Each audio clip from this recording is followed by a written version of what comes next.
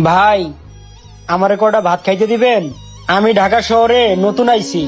রাস্তায় পোলাপানে আটকায় আমার মানিব্যাগ টাকা পয়সা সব নিয়ে নিছে। আর খিদার জ্বালায় আমি মরতাছি, পকেটে একটা টাকাও নাই। কি যে করমু কিছুই বুঝতাছি না। আপনি যদি আমারে কটা ভাত খাইতে দিতেন তাহলে ভালোই হতো। খিদায় পেটের ভিতর জ্বালাপোড়া করতেছে। আমার তো আবার গ্যাস্ট্রিকের সমস্যা। ভাই, আপনি যদি আমারে কটা ভাত খাওয়াইতেন তাহলে আপনার জন্য আল্লাহর কাছে দুহাত তুলে দোয়া করতাম। যেই তো ছিনতাইকারী আপনার টাকা পয়সা মানি ব্যাগ সব নিয়ে গেছে, আপনার খিদা লাগছে, খাইবেন, কি আর করার আছে? কোনো সমস্যা নাই, ঠিক আছে? কোনো টাকা পয়সা দেওয়া লাগবে না, আপনি যা বসেন, আপনার খাবার দিচ্ছি। ঠিক আছে ভাই, আমি আপনার জন্য আল্লাহর কাছে দোয়া করব। ঠিক আছে ভাই, যান। ভাই, আল্লাহ আপনার ভালো করুক। বাদ দে, আমি ভাত খামু। ওই বাদ দে, বাদ দে, আমার খিদা লাগছে, বাদ দে, তোরা ভাত খামু। আচ্ছা ঠিক আছে, তুমি ভাত খাইবা, তাহলে তুমি ওই টেবিলে যা বসো। আমি বমু না, তুই আমার বাদ দে, ভাত খামু। ওই তুই আমার বাদ দে, আমি ভাত খামু, আমি বমু না। তুমি তো এখানে দাঁড়ায় থাকলে ভাত পাবা না, তোমার ভাত খাইতে হইলে ওই টেবিলে যা বসতে হইব, আর তাহলে তোমাকে ভাত দিবে। ও ওইখানে না বলে আমার বাদ দিব না? তাহলে আমি ওইখানে যা বইতাছি, তুই আমার বাদ দিতে ক। আচ্ছা ঠিক আছে, তাহলে তুমি ওই জায়গায় যা বসো। ও হো, আমি ভাত খামু। এই জন্টু, ওরে ভাত দাও, দেখো কি দিয়ে ভাত খাইতে চাই।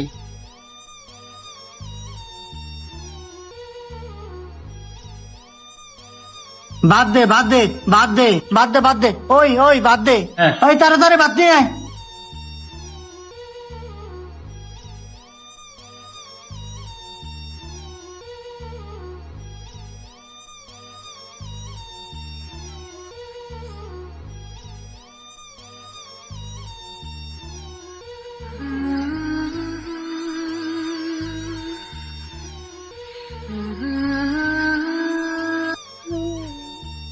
এই জন্টু, ওই টেবিলে মাংস দে।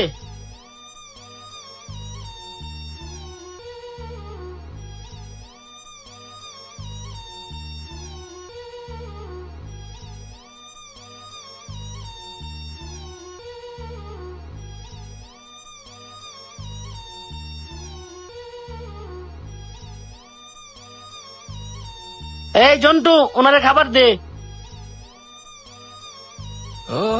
কি ব্যাপার ভাইয়া, আপনি একটা কথা বলেন তো, এই পাগলটার এতগুলা খাবার ফ্রিতে খাওয়াইলেন, এটা কি ঠিক করলেন? ও তো একটা পাগল, ওর এতগুলা খাবার ফ্রিতে খাওয়াইলেন, আপনি কি ওরে চিনেন? জি, ওরে তো আমি চিনি। ও তো একজন পাগল, ও তো বিভিন্ন জায়গায় রাস্তাঘাটে ঘোরাফেরা করে শুয়ে থাকে, আর ওর খিদা লাগছে, খাইতে এসে, এই জন্য ওরে আমি খাইতে দিছি।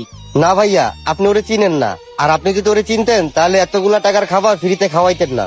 আর ওকে আমি চিনি, ও আমাদের এলাকায় ঘোরাফেরা করে, মাঝে মাঝে মানুষের কাছ থেকে টাকা পয়সা ছিনতাই করে, ছিনতাই করে নিয়ে উল্টা পাল্টা জিনিস খায়। আর আপনি কি না তারে এতগুলা টাকার খাবার ফ্রিতে খাওয়াইলেন?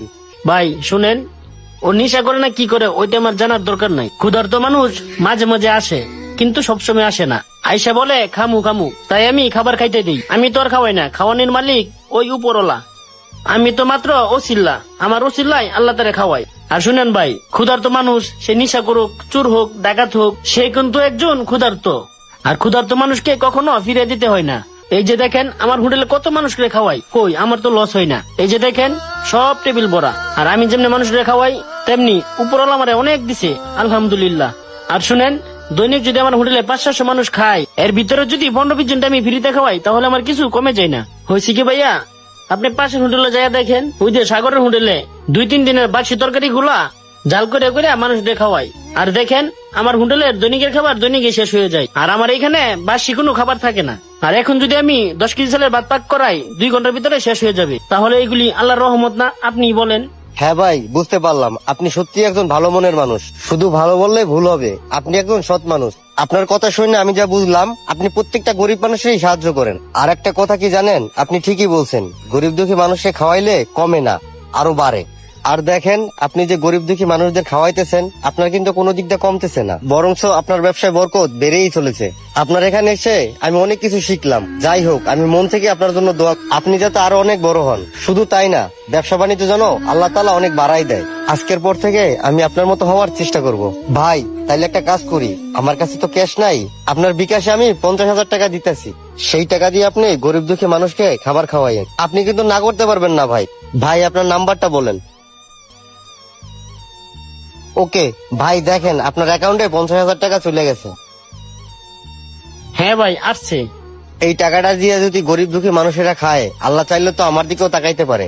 যাক, আমি আল্লাহর কাছে দোয়া করি আপনার যে চিন্তা ভাবনা আল্লাহর জন্য পাল্টায় দেয়। আরেকটা জিনিস দেখেন, মানুষ কিন্তু আজকাল দান খরচ করে না। আরেকটা জিনিস চিন্তা করে দেখেন, যারা মন থেকে দান খরচ করে আল্লাহ কিন্তু তাদের সয় সম্পদ আরো বাড়াইয়া দেয়।